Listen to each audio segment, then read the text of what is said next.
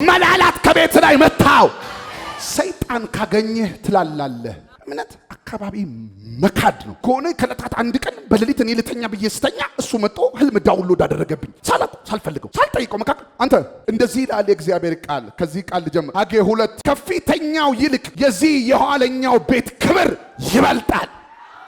መልእክት አለኝ ዛሬ። የበለጠ ክብር መጣ። አትቆጭ ስላለፈው። የበለጠ ክብር መጣ። ሰራዊት ሌላ መልእክት ነበር።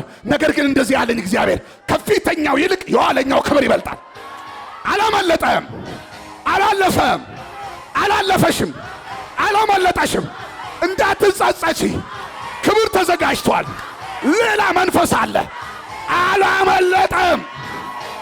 የሚገርምህ እግዚአብሔር ብለው አንዴ ባልሰጠ ብቻ ሳይሆን ባበላሸኸው ሌላ ክብር ከፊት ተዘጋጅቶላል።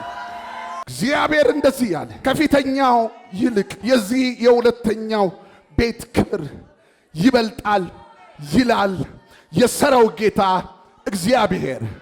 በእድሜያችሁ ላይ ያበላሻችሁት፣ በእድሜያችሁ ላይ ያለፋችሁ፣ በሲዝናችሁ ላይ ይህን የሚናገረው እግዚአብሔር ስለሰጣቸው ብቻ አይደለም። እግዚአብሔር እስራኤል እጅ ላይ ስላስቀምጠው መቅደስ አሁን ግን መቅደሱ ላይ እንደሚገባ ባለመኖራቸው የተማረከባቸውን የተወሰደባቸውንና ያለፈባቸውን ያንን ቤት እያስታወሰ እንደዚህ ይላቸዋል፣ አይዟችሁ ልሰጣችሁ ስላለው ብቻ ሳይሆን ስላበላሻችሁትም እክሳችኋለሁ። ምንድነው በሲዝን ያበላሸው? ምንድነው በህይወት ላይ ያበላሸው? ምን አበላሸሽ? ይሄ የእስራኤል ሕዝብ አንድ የክብር ቤት ተሰርቶለት፣ አንድ የእግዚአብሔር ማደሪያ ተሰርቶለት፣ ተበርናክል ተሰርቶለት፣ ያንን ተበርናክል በንጉሥ ናቡከደነፆር አዘርፎ አሰርቆ ካሰረቀ በኋላ አሁን እግዚአብሔር መጥቶ እንደዚህ አለ፣ ልባችሁን ብቻ በመንገዳችሁ ላይ አድርጉ፣ ወደ ቤቴ ተመለሱ፣ ዞር በሉ አለ፣ ወደ መቅደሴ ተመለሱ አለ፣ ልባችሁ ብቻ በመንገዴ ላይ ይሁን አለ። ሌላ ክብር አለ አለ፣ እክሳለሁ። ይሄ የእያንዳንዱ ሰው መልእክት ነው። ይሄ ኢንዲቪጁዋል የየራሳችሁ መልእክት ነው። ይሁን የሚክስ መንፈስ ቤታችሁ ገባ። ባለፈው እጃችሁ ላይ የነበረ አሁን ግን እጃችሁ ላይ የሌለ፣ አሁን የሚበልጣው ይበልጣል። ከተወሰደው አሁን የሚመጣው ይበልጣል። ባለፈው ሲሰራብኝ ነበር፣ አሁን ግን እየሰራብኝ አለ። አይ ባለፈው ከሰራው አሁን የሚሰራው ይበልጣል። ይሄ መልእክት ለማን ነው የመጣው? እንደዚህ ለሚል ጄኔሬሽን፣ እንደዚህ ለሚል ትውልድ። ዋ ያለፈው፣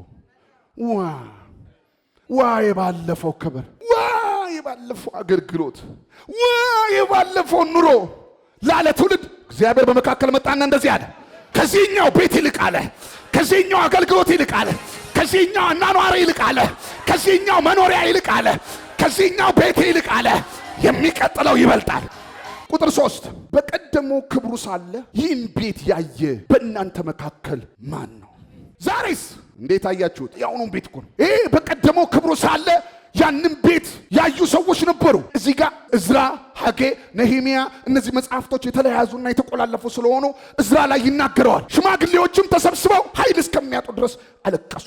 ለምንድን ነው ያለቀሱ ሲባል የቀደመው ቤት ይላሉ። አላያችሁትም እናንተ የቀደመውን ስራ? አላያችሁትም እናንተ የቀደመውን አገልግሎት? አላያችሁትም እናንተ የሚያለቅስ ትውልድ ነበር። አሁን ግን እግዚአብሔር መጣና ስለ ቀደመው አታውራለ፣ ሌላ ክብር አለ። ያመለጠ ነገር የለም፣ ያለፈ ነገር የለም፣ የሚቆጭ ነገር የለም፣ የምትጸጸትበት ነገር የለም። ሌላ ክብር ስላለ ተዘጋጅቶልሃል በለው። በቀድሞ ክብሩ ሳለ ይህን ቤት ያየ ሰው ከመካከላቸው የቀራለ ምን መሰላችሁ? የቀራለ የሚለው ዓመታት አልፈዋል። ሽማግሌዎች ካልሆኑ ወጣቶች አታገኝም። ሽማግሌዎች ነው የሚኖሩት። ያንን ቤት ሲታጠን ክብሩ ሲመጣ ሲንቀሳቀስ እግዚአብሔር ሲወጣ ሲገባ ሲባረኩ በጠላቶቻቸው መካከል ሲፈሩ ሲከበሩ ጠላቶቻቸው እግዚአብሔር እኮ ያህዌ አምላካቸው ነው እያለ ሲያከብራቸው ያዩ ሰዎች አሉ። ሞገስ ነበራቸው፣ ክብር ነበረባቸው፣ ጥላ ቢሶች አልነበሩም፣ ባለሞገስ። ያኔ ያንን ቤት ያየ አለ ከመካከላቸው አለና ከዛ በኋላ ወደዛኛው ቤት ሳይሆን እግዚአብሔር ወደዚህ ቤት ዞረና ይሄን ቤት እንዴት አያችሁት? የዛሬውን ቤትስ ተው ያለፈውን አለ። ላስተክዝ አይደለም አለ የምናገረው፣ ላስለቅስ ላስቆዝም አለ። የዛሬው ቤት እንዴት ነው አላችሁ? የዛሬው ቤት አላችሁ። የሚገርማችሁ የዛሬውን ቤት ብሎ የሚናገረው እግዚአብሔር የባለፈው ቤት ምናምንቴ ስለነበረ አይደለም። አሁን የተሰራው ግን የባለፈውን አስረጀው። የባለፈውም እኮ ልክ ነበር፣ ግን ሌላ ክብር ይዞ ስለመጣ እግዚአብሔር እንዳይጸጸቱ አሁን የሚያስረጅ መንፈስ ይመጣል። ይሄ ነው ክብር ትላለህ። ይሄ ነው አገልግሎት። ይሄ ነው ላይፍ። ምን ማለት እንደሆነ ታውቃለህ? ይሄ ቃል ከየት ጋር ቃል እንደሚሄድ ታውቃለህ? ከዮሐንስ ምዕራፍ 2 ጋር አዲስ ወይን ጠጅ ጠምቆ ያኛው ምን አደረገው? መናኛ። ያኛው ወይን ጠጅ እኮ በራሱ አሪፍ ነው። ነገር ግን እግዚአብሔር ሃሌሉያ እኛውን ጠምቆ ያኛውን አስረጀ። ልባርካ ዛሬ ሌላ ይጠምቃል።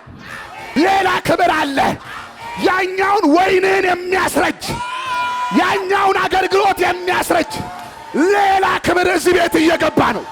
ያረጀ ሰው ባህሪ ከፊት ቀን ስለማይታየው በባለፈው ቀን ነው የሚተክዘው። አንተ አላረጀም፣ በስጋም በመንፈስም አላረጀም። አንተ የምትጠብቀው ክብር አለ፣ የምትጸልይለት ክብር አለ፣ የምትጾምለት ክብር አለ፣ የምትጸልይለት ክብር አለ። መቼ መቼ መቼ መቼ ነው የምትለው ነገር አለ። እሱ መጣ እያልኩ እኮ ነው። በማንኛውም አቅጣጫ ያኛውን የሚያስረጅ ክብር መጣ። ባህሪሽ ነው ያ ስራ ሚስ አደረግሽው። አንቺ እኮ ችግር አለብሽ ባህሪሽ እንጂ ያንን ስራ ሚስ ያደረግሽው በቃ ምን ዋጋ አለው? ይህ ስራ እኮ ሚስ አደረግሽው ሲልሽ እንኳን እግዚአብሔር ሊያከብረኝ ፈልጎ ባበላሸውት ሌላ ክብር አለው። ይህም ቤት ማን ያበላሸው? እስራኤል። ማን ያስማረከው? እስራኤል። ተወጡት አላለም እግዚአብሔር። እንደ ድል ፈንታችሁ አላለም እግዚአብሔር። ሌላ ቤት አዘጋጅቻለሁ። እናንተ ምድረ በዳ ላይ መጣል አልችልም አለ። እያሳዘንኩ መተው አልፈልግም አለ። ወይን ጠጁ አለቀ፣ ይጠመቃላ። የኔ ነገር ያለቀው እኮ ኢየሱስን ሰርጉ ላይ ያመጣሁት ጊዜ ነው።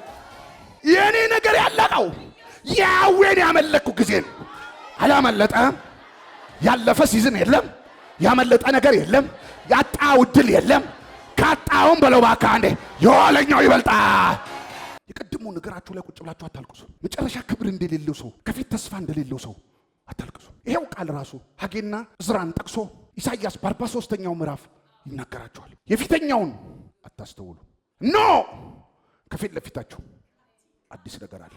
አዲስ ነገር ማየት ካልቻልክ እየሞትክ ነው። ተስፋ የማይታይ ከሆነ እየሞትክ ነው። ጨለምተኛ ከሆንክ ለዚህ ነው ዘመኔን እግዚአብሔር ቤት የሰጠሁት የምትል ከሆነ እየሞትክ ነው።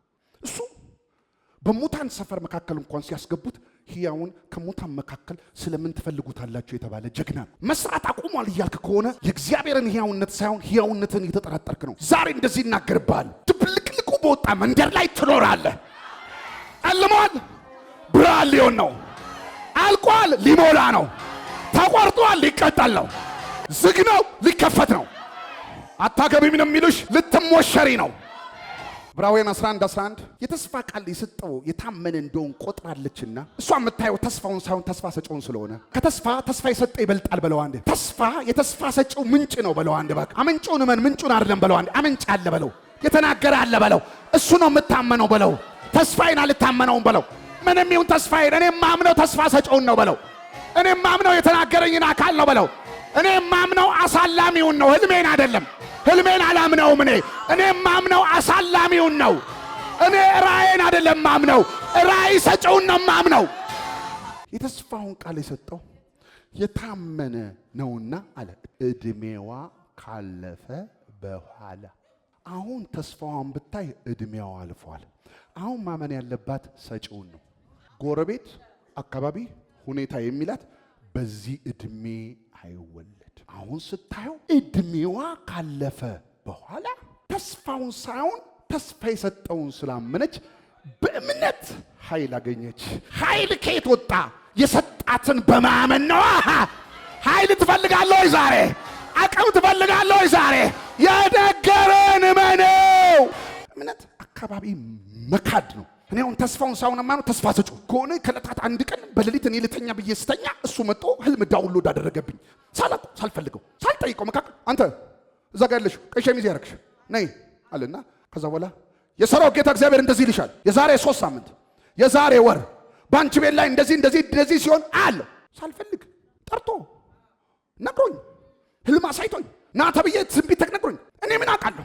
እኔ የማውቀው ህልሙን አይደለም አሳላሚውን ነው። ኢዮብ በ17ኛው ምዕራፍ ላይ ቁጥር 11 ላይ እንደዚህ አለ፣ እድሜ አለፈች፣ ሐሳቤና የልቤ መስሪያ ተቋረጠ። ኢዮብ የደረሰበት ነገር በሙሉ የሚነግረው ነገር አጠገቡ የነበሩ ሰዎች በሙሉ የሚነግሩት ነገር ምዕራፍ 16 ወደዚህ ምዕራፍ 18 ወደዛ እየነገሩት ያለው ነገር በሙሉ አልፈዋል። ምንድነው አንተ ብትታመም ምንድነው አንተን እግዚአብሔር እንደዚህ ቢያነግ ተራራ ከቦታው ተነቀለ እንዴ ይሉታል። ምንድነው ችግሩ? ያንተ አዲስ ነገር ነው በሙሉ በዚህኛው ምዕራፍ በዛኛው ምዕራፍ ጠቅላላ ዙሪያው ያለው ተስፋ አስቆራጭ። እሱም እንደዚህ ይላል፣ እድሜ አለፈች፣ ከዛስ ሐሳቤ አለፈኝ ካልክ ሐሳብ የለም፣ ራእይ የለም፣ ህልም የለም። ፖዝ አረክ ማለት ነው። አለቀ በህይወቴ አለፈኝ አለቀ ካልክ ሐሳብ ፖዝ ያደርጋል። ምን ለምን ትኖራለህ? ፖዝ ታደርጋለህ። ከዛስ የልቤ መስሪያ ተቆረጠች። ልቤ ውስጥ ያለው ምሰራባቸው ማንኛውም ነገሮች በሙሉ ተቆረጡ። እንደውም 17ኛው ቁጥር 1 ላይ መንፈሴ ደከመ ይላል። መንፈሴም ደከመ ለምን አለፈኝ። እሺ ዘመኔ አለቀ፣ መቃብር ተዘጋጅቶልኛል ይላል። በቃ አለቀ። ከፊት ለፊት ምንም ነገር የለኝም ያለ ሰው የሚታየው መቃብር ብቻ ነው። መቃብር ተዘጋጅቶልኛል ለምን ሲባል አልፎኛል፣ አምልጦኛል፣ ሄዷል፣ በቃኝ አለ።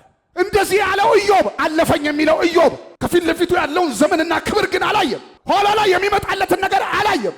ዛሬ ባርካለሁ፣ አይኔ ይከፈት፣ ነገን የምታይበት አይኔ ይከፈት።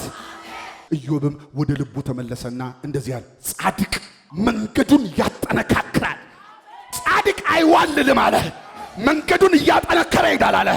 ጻድቅ ሰው አይላላም። የሚላላ ሰው በለው አንዴ ረስቶኛል፣ አልፎኛል፣ ትቶኛል የሚል ሰው በለው ከትላንትናው ከፍታ ዝቅ ዝቅ ይላል። አገልግሎቱን ይቀንሳል፣ ህይወቱን ይቀንሳል፣ ቅንነቱን ይቀንሳል። ጻድቅም በለው አንድ ባክ መንገዱን ያጠነካክረዋል።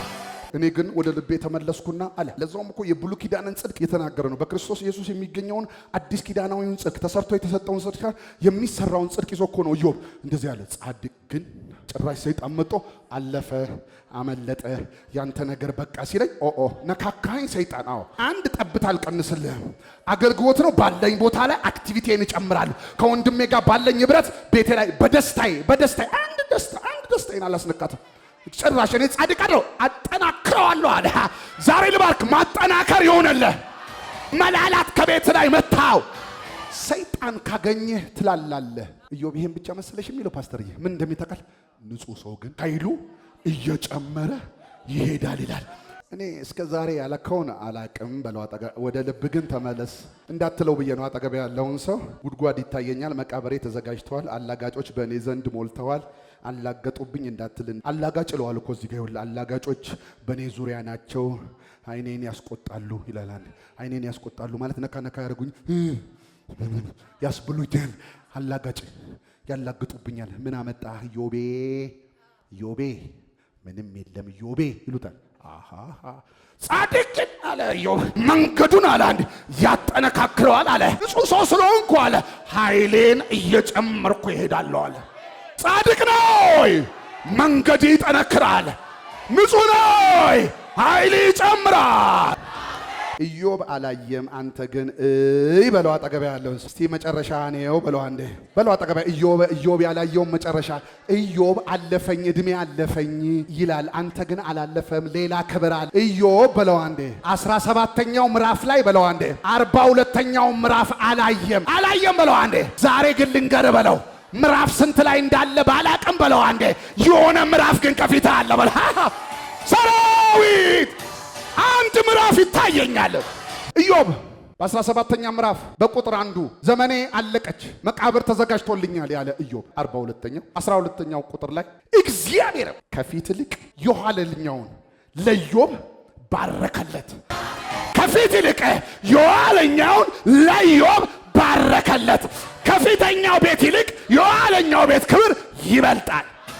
14,000 በግ 6,000 ግመል 1,000 ጥማድ በሬ 1,000 አህያ 7 ወንድና ሴት ልጆች ተወለዱለት።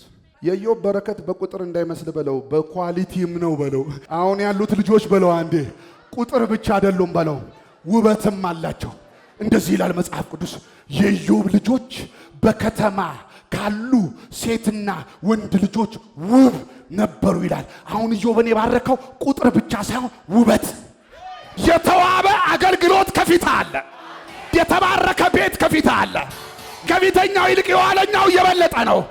ሕዝብን ወደሚቀጥለው ክብር አስገባ። ተስፋ የቆረጠችን ነፍስ አበርታት። ምንም የለም ያለች፣ በቃ ያለች፣ አለፈኝ ያለች፣ ይኸው በዚህ ቃል ድረስላት። እድሜ አለፈ፣ ዘመን አለፈ፣ የተሰጠኝ እድል አለፈ፣ የተሰጠኝ ነገር ሁሉ የለም የሚል ነፍስ እግዚአብሔር እንደዚህ ይላል ዛሬ። በማለፈ መቼ አለፈ? የኋለኛው ቤት ክብር ይበልጣል። ያዘጋጀውላችሁ ይበልጣል። ይሄን ስፕሪት ከአየሩ ላይ ሰበርኮት።